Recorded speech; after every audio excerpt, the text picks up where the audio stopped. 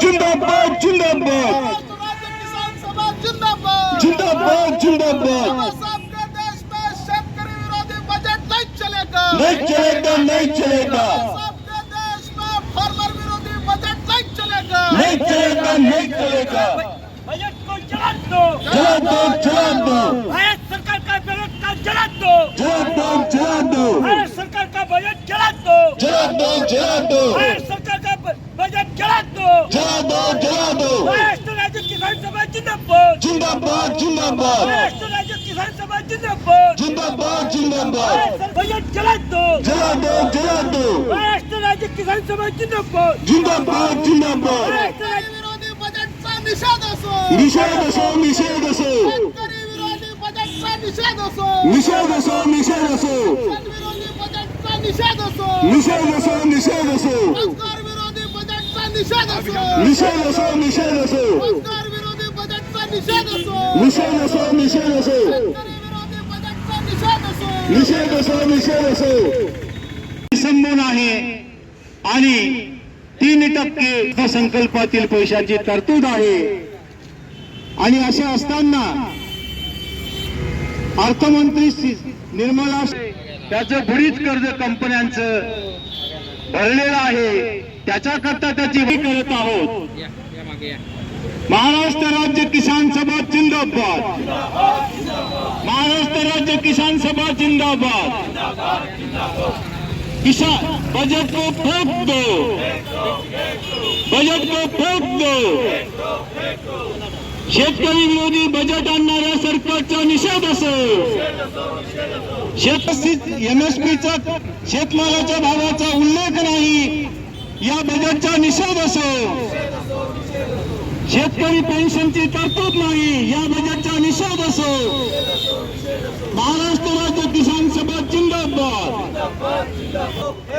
भारत सरकार के बजट को फेंक दो, भारत सरकार के बजट को जवाब दो, भारत सरकार के बजट को जवाब दो।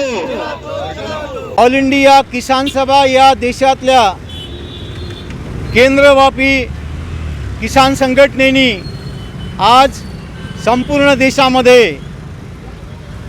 किसान विरोधी बजट को जला दो असं अपील केलेलं आहे। त्याचा भाग म्हणून महाराष्ट्र राज्य किसान सभेने अमरावती जिल्हाधिकारी कार्यालयावर किसान बजेटच्या 2025च्या याची होळी केलेली आहे। आम्ही का होळी करत आहोत?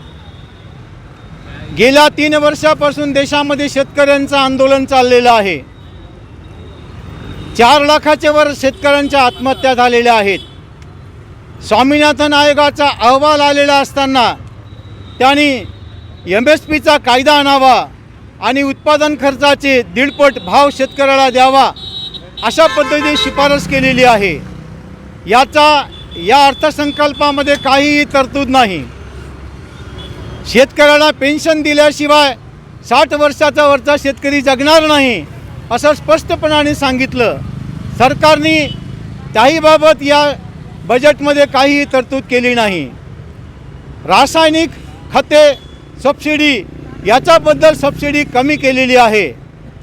या देशामध्ये 60% लोक शेतीवर विसंबून आहेत, असं असताना देखील केवळ बजेटचा 3% हिस्सा फक्त या कृषीवर आहे। आमची स्पष्टपणे मागणी आहे की शेतकऱ्यांचं किसान बजेट स्वतंत्रपणे जाहीर करावं, शेतकरी पेन्शनचा कायदा करावा, त्याच्याकरता तरतूद करावी आणि MSPचा कायदा करावा, त्याच्याकरता तरतूद करावी आणि ज्या काही किसान बजेटमध्ये त्यांनी कमी केलेलं आहे, शेतकऱ्यांचं कमी करून भांडवलदारांना दिलेलं आहे, त्या तरतुदी मागे घ्याव्यात असं आम्ही किसान सभेच्या वतीनं मागणी करतो।